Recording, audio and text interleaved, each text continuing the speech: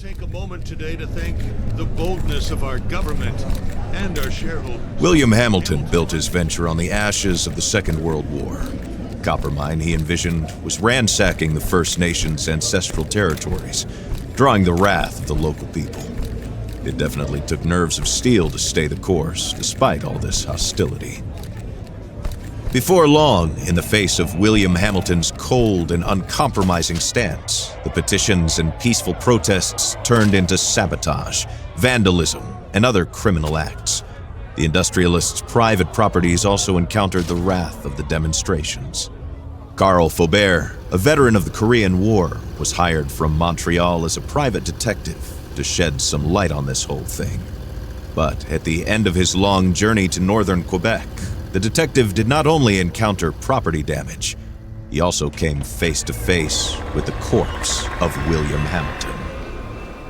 The strangeness only kept building throughout the investigation. A powerful, unseasonable blizzard hit the region. Bodies frozen in unbreakable ice appeared. The local fauna began to act strangely and aggressively. Carl Faubert began to doubt his own sanity. The detective felt the weight of a gaze, as if he were at the mercy of a powerful, feral creature waiting for the right moment to attack. Carl's fear was taking over, overpowering his reason. He was giving in to delirium. In that instant, he thought that the dark waters of the lake might shield him from the shapes that pursued him. From there, he had a renewed hope in civilization, or whatever was left of it.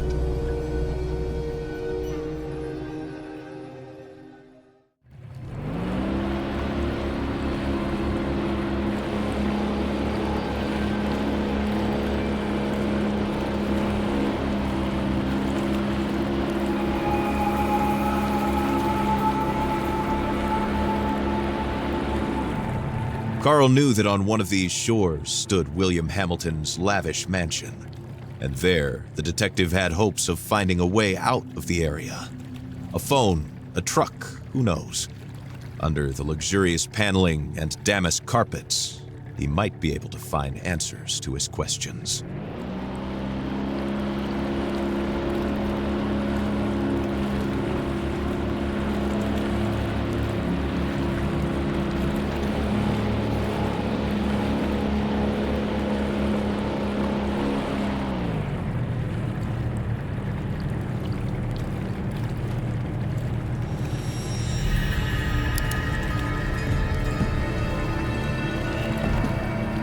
The detective wondered about the floating debris. Had it drifted out from the shore, or had it been abandoned there in the middle of nowhere?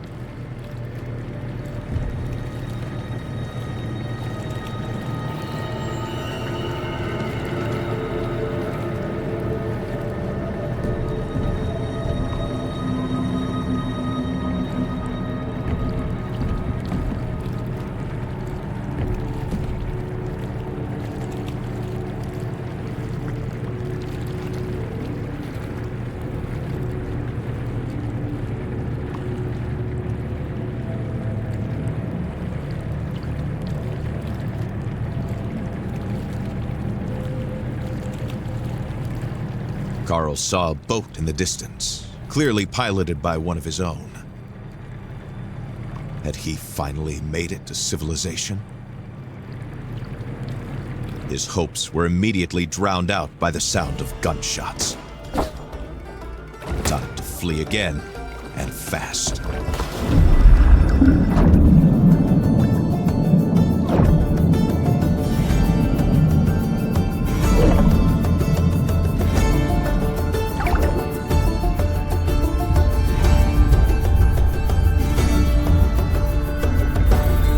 Swam without a thought, yet each stroke was desperate.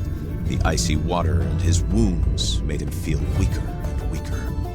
He had to get to shore.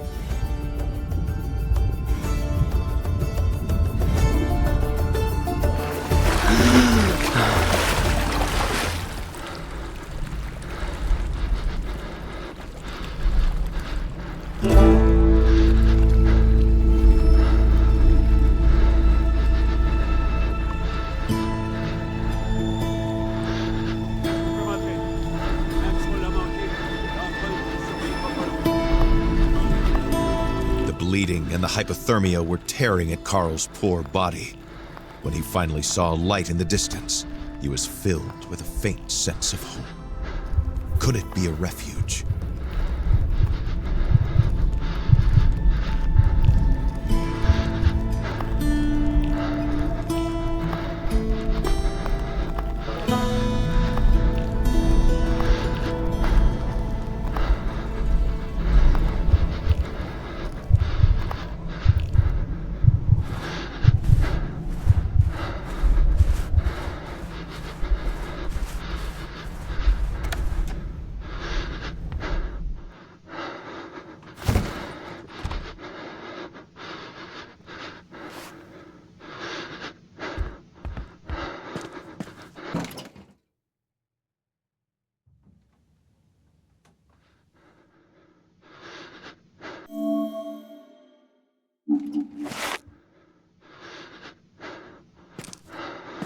Carl was convinced that he would not wake up if he went to sleep in this state.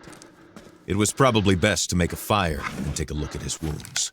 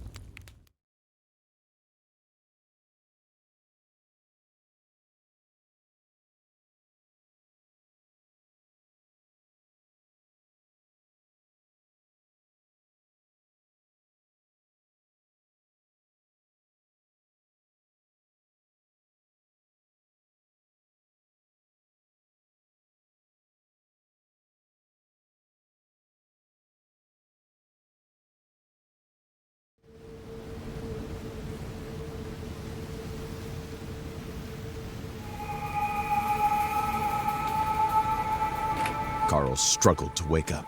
His makeshift bandages offered him little time. If he wanted to find the truth, he had to get to Hamilton Manor without delay. The starting point of his investigation was to take inventory of his working tools.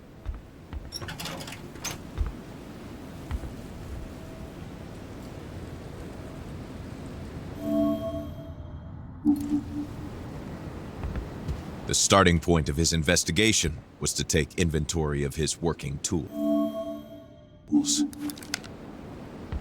The starting point of his investigation was to take inventory of his working tools.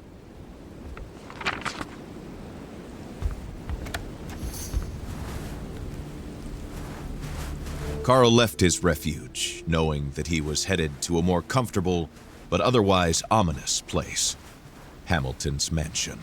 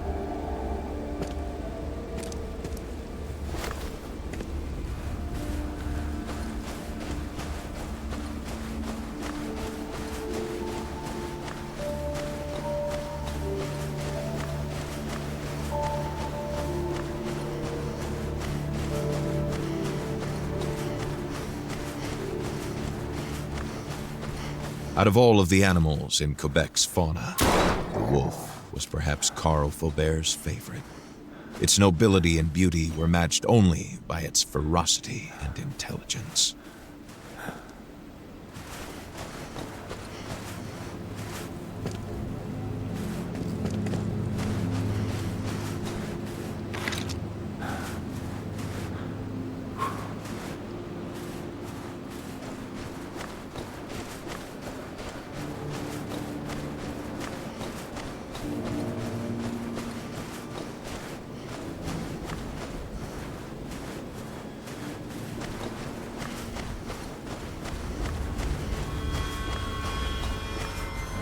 Carl tried to put the horror into perspective.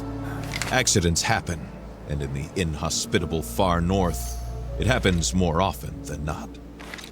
Nevertheless, a feeling of déjà vu stayed with him, as if the carnage was not over. An access card, a rather modern piece of technology, especially for a mining complex in the far north. What could it possibly open?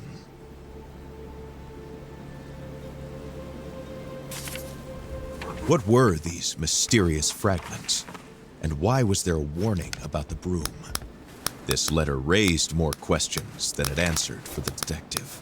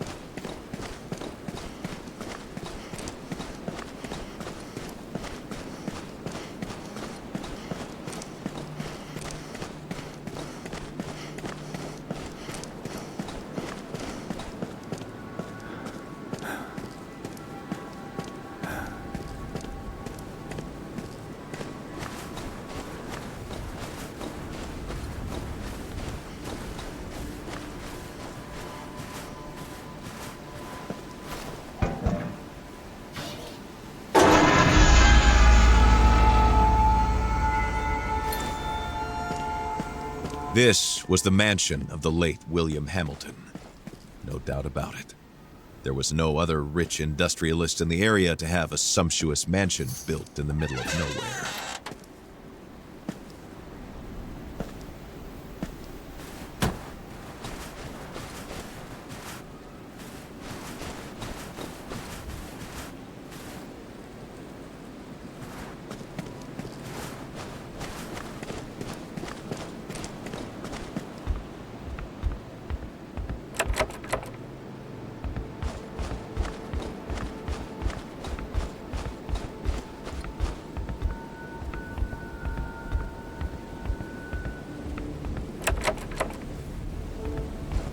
This letter, found in the cabin, mentioned the gazebo. The key to the mansion would likely be there.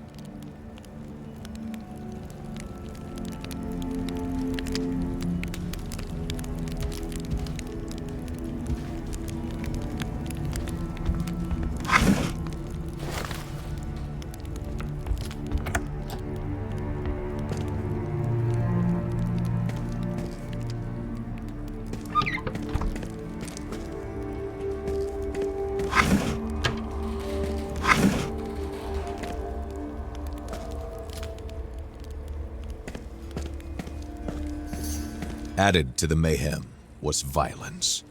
Carl understood that a tragedy had occurred here.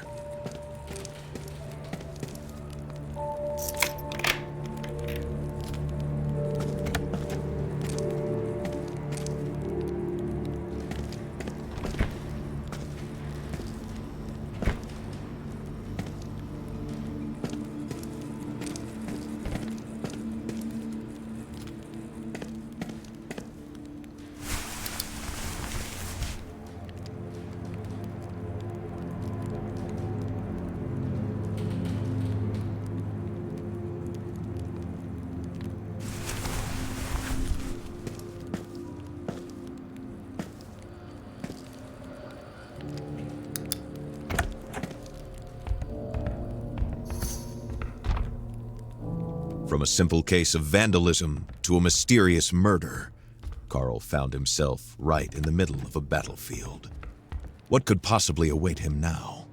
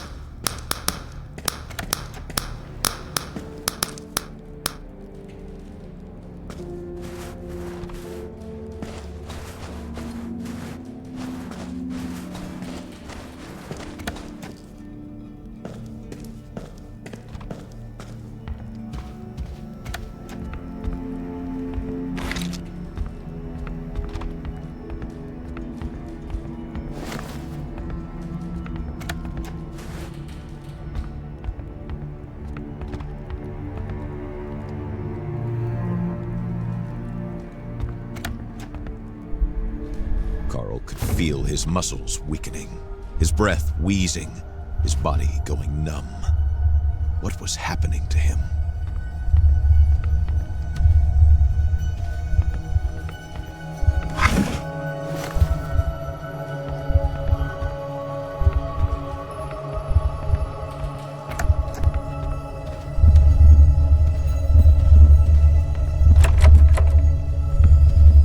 The floor was rocking. The walls seemed to be running from Carl's hands as he tried to steady himself. Something was not right. Carl's thoughts were twisting in his head, making him dizzy.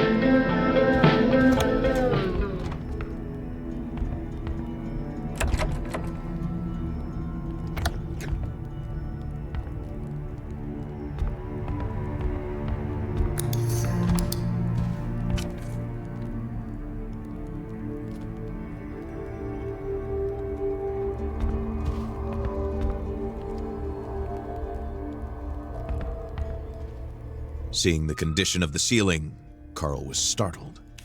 Nothing human could cause such devastation.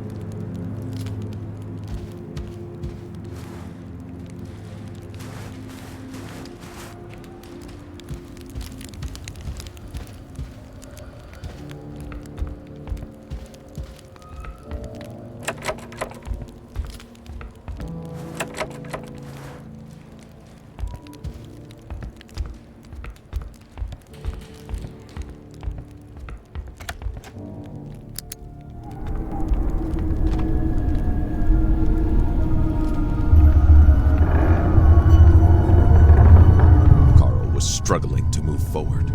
His feet could hardly find their way in front of him. He doesn't know which way he came from or the way he's going. Everything seems to be going in a circle, a spiral.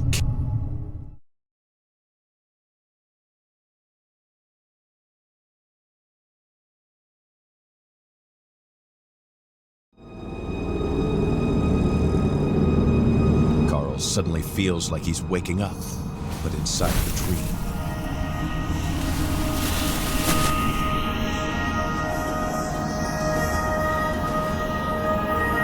The cold hits him suddenly, like a bucket of freezing water. Had he completely lost it? Or was he supposed to accept the manor's strange architecture, suddenly leading him to the middle of nowhere?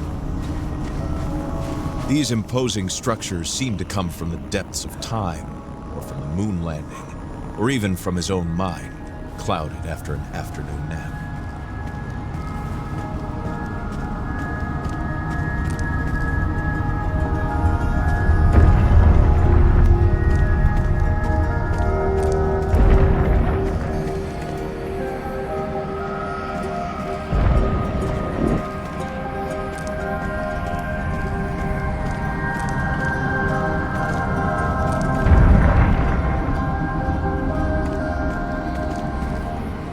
The detective had no idea how it worked, but the stones seemed to slide on the rails smoothly as soon as the totem pole was rotated.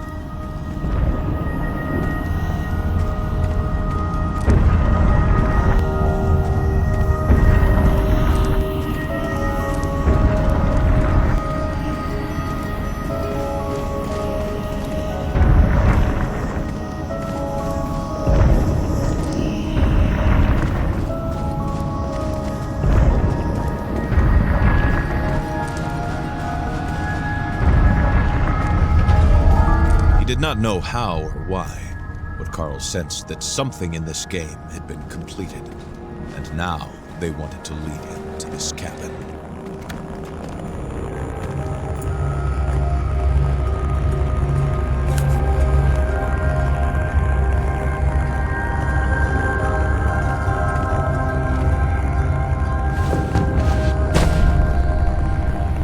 The detective felt like he was sleepwalking, pulled by a larger force towards the light that was calling him, as if it was asking to be set free. The stone that resonated in the room must have been one of the fragments HMC had been seeking.